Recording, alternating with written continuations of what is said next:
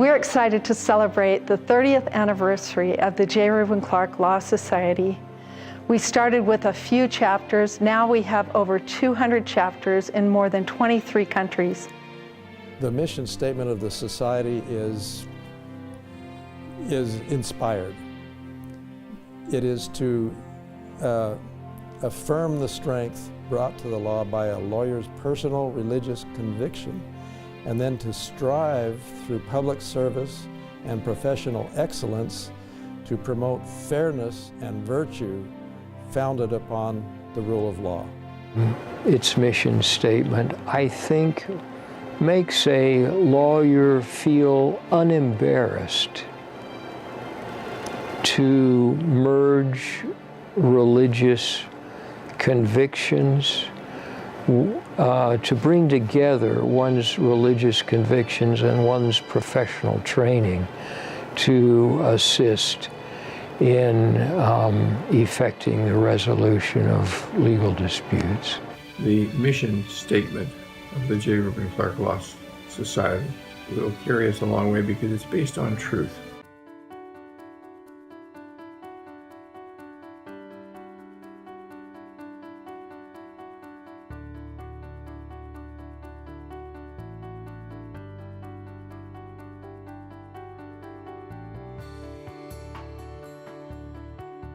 We identified people in each of the major metropolitan areas of the U.S.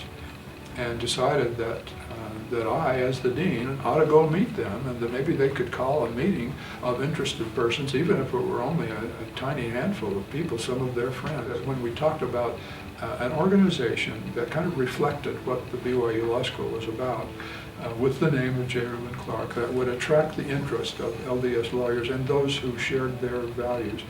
People like that began to pop up, and I remember seeing them in Phoenix and Washington, D.C. They were all over the place. It was already a national organization, and to have that association, that was my version of what I think the Law Society became later on. I think we're celebrating the 30th year, and I had the privilege of being present 30 years ago in Washington, D.C. at the Mayflower Hotel when Rex Lee, Ralph Hardy, I believe Elder Jeff Holland, President Jeff Holland at the time, Bruce Hafen, and others of us gathered together. I still have the program from that event. And it was exciting, and I remember my wife and I, we had 6 children and lots of other things to do with our life, but we thought, this is really important, this is fun. And as Bruce Hafen had said, we didn't have any alum, to look up to as a charter class, so we really liked the fact that there were others of the same persuasion to do this. And some people said, well, most Mormons don't like lawyers, and most lawyers don't like Mormons. Here's a bunch of Mormon lawyers, these are the only friends we got.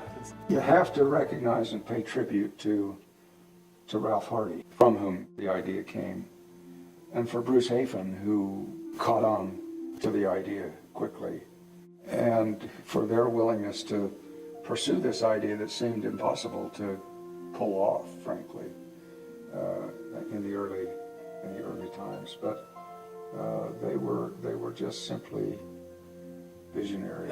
Gary Anderson had gone to BYU as an undergraduate and then to Bolt Hall to Berkeley, and he practiced in San Francisco. And when he practiced there were no other attorneys that could act as mentors to him, or very few. And especially those very few who were members of the Church of Jesus Christ of Latter-day Saints, with whom he could kind of bounce off ethical questions that he had, or procedural questions, who could act as helpful to him as he became integrated with the bar. And so a part of his vision was that the Law Society, those senior members of the bar, could become mentors to people just coming out of law school. And when they had questions, rather than having to learn by trial and error, they could go to them and say, I have this situation that's come up. Do you have some advice for me?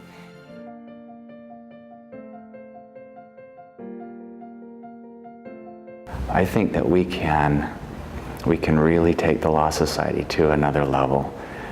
And as I traveled home from DC to New York, I took the train, and I sat on the train, and I remember just as the countryside, Delaware, New Jersey were going by, I typed out an email and I laid out all of these ideas of what I thought the Law Society could encompass and could become, with the focus to be more than just a networking or a quasi-alumni or a group of LDS Lawyers Association meeting once in a while to talk about common things and get some CLE, but how do we take the Law Society to something else?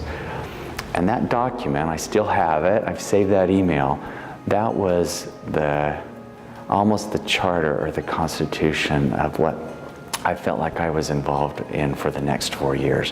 One of the great ideas that he thought about was to have a directory. I didn't know who to look for in Boise or in Portland, Oregon, or in Los Angeles necessarily. And Bill said, well, let's put a directory together, and that was developed. That's been a great tool. Here we tried a conference involving an invitation to all of the members of the J. Clark Law Society, and we had a great response to that. It turned out really well. Elder Crawford, emeritus member of the 70, came as our keynote speaker, and it was held at a hotel one day and at Georgetown Law School the next day, and hundreds of people came, and that was the beginning of the annual conference of the J. Clark Law Society. I started to come out to the leadership conference every year, and it was a wonderful changing event for me. I got to meet people. I saw the vision of the Law Society, what it can be, and the influence that it can have. And to see the influence of the Law Society in the lives of lawyers, all over the world was really remarkable. And to be in common cause with all of them was tremendous.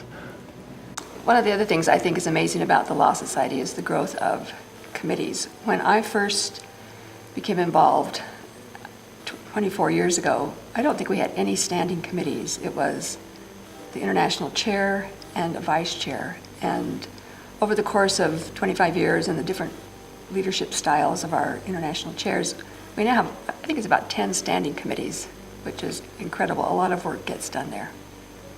And Gary was a natural at encouraging that type of activity, networking. And so he made it a point to know the law firms, the government agencies, the county attorneys, the U.S. attorneys. There are countless numbers of places where legal employment is available. And so Gary focused on those things and was able, I think, to give the Law Society a good start, a good jumping off point to provide employment to the BYU law graduates. My recollections about the start of Women in Law goes back to a leadership conference years ago, and I believe it was Jeff Shields that came and talked to me about something they were doing in Orange County.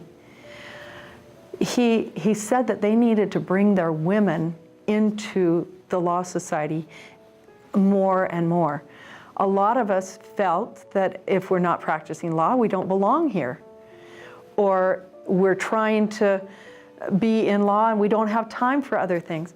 But we found that Women in Law gave great support to women who were legally trained, whether they were practicing law, whether they had ever sat for the bar, let alone passed it. And Elizabeth Smith, I believe, was the one working in Orange County with Jeff Shields, and they established a Women in Law organization. So Women in Law events are not just for women. The ones that I attend in Salt Lake frequently are attended by men as well, but it's put on by Women in Law. The other event that they put on that is excellent is the pre-law event the night before, Wednesday night before the Thursday, Friday leadership conference.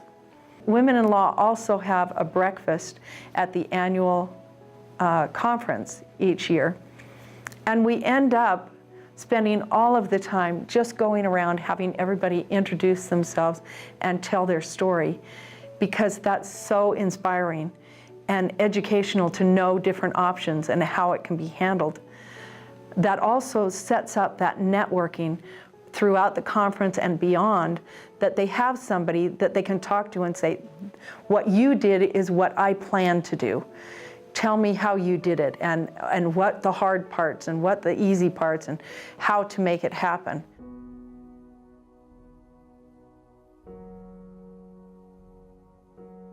I believe the Mexico City chapter was the first,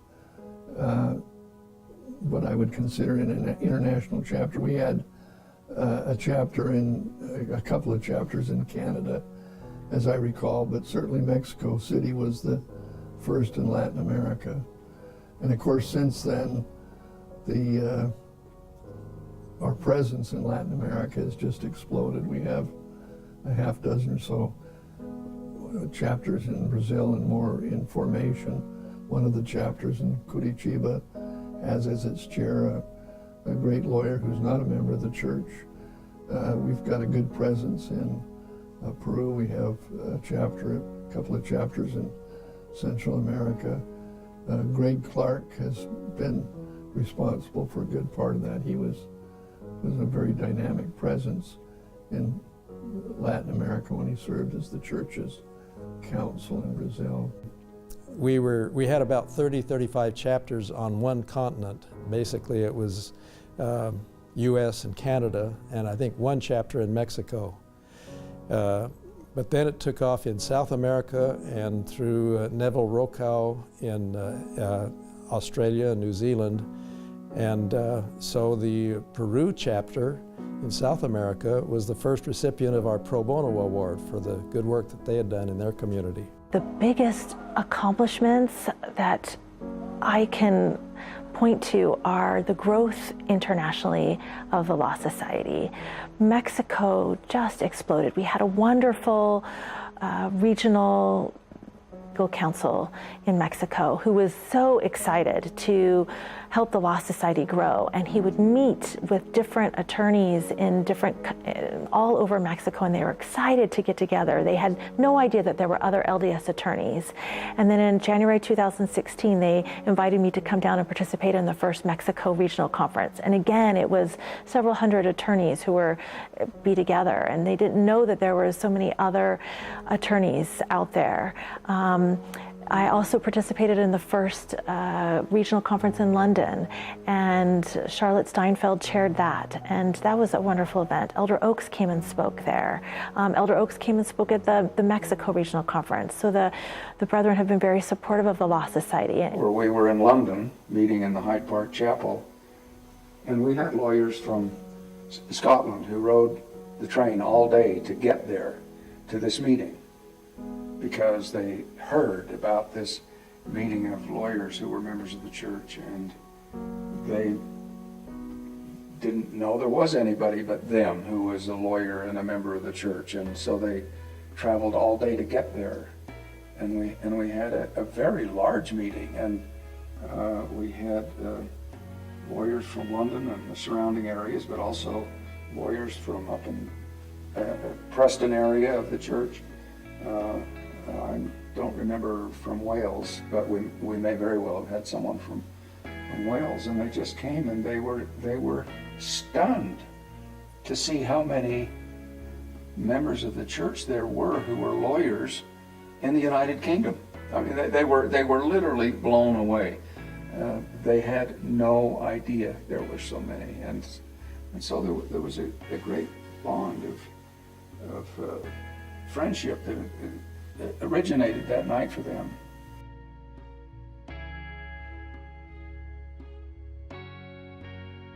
One of the things I was proudest of was, it was nothing I did, but I was smart enough to say to Doug Bush and Nancy Van Sloten, you've got a great idea to do student chapters.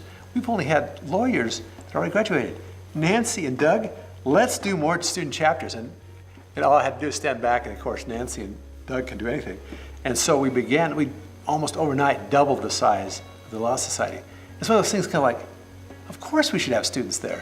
I pushed to have the law student chapters also, because I thought that it was important to get them kind of started, that's their training wheels for the Law Society membership when they graduate. I was amazed at the number of LDS law students that attended. So I think their involvement at the national level, when they can come here and network and meet people that would be role models, people that carry the faith and live the faith, who are articulate and are able to be inspirational to them, I think that's one of the greatest things the society can do.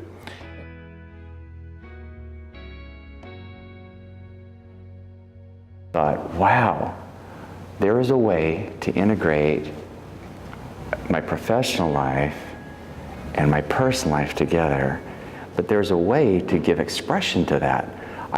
There's an outlet, there's an organization that through promoting pro bono service or religious liberty or just being a good person as a lawyer and bringing to the law one's religious conviction, there's a way to bridge that, and it's the J. Reuben Clark Law Society. One of the great blessings of my life has been working with the Clark Memorandum. I was the editor of the Clark Memorandum for a number of years, and I quickly saw that perhaps the most interesting things to members of the Law Society were the talks given by senior judges, by general authorities, people who had practiced law for years, but also had a very in-depth understanding of the gospel of Jesus Christ. So it became both intellectually stimulating and spiritually stimulating to me. I think it's called Life in the Law, Answering God's Interrogatories. And I think there's 3 volumes now, but it's volumes that have all the talks that brethren have given, others, not just the brethren, that are relevant to practicing law. LDS Perspectives on the Law. We were trying to put together an institute program, lesson plans for LDS law students. And we have about, I think there's 15 or 16 there. I've had the opportunity to interact with members of the Law Society who to this day chair the pro bono undertakings and work with them for the assistance of refugees and others whom we're trying to serve. But really what stands out for me is the wonderful people and the examples that they are, how they balance their work, their church responsibilities, their family responsibilities. It's not an easy thing, being a member of the church and being a parent and being an active church member and being a busy professional. It's not an easy thing. And for me, I'm a stay-at-home mom and have been for the past 10 years, but it's been a way for me to engage in the legal community and learn about some of these issues and be a part of these issues while staying home with my kids. And so I've really cherished and valued the time that I've had to be part of the Law Society at this time. We live in such a contentious, negative time that voices that live on a higher plane, seek a higher road, and want to give more to society than they take, those voices will be the kind of invisible, but I hope not always unspoken fabric that will keep things together so that all the institutions that we value, the freedoms we value, will be in better hands.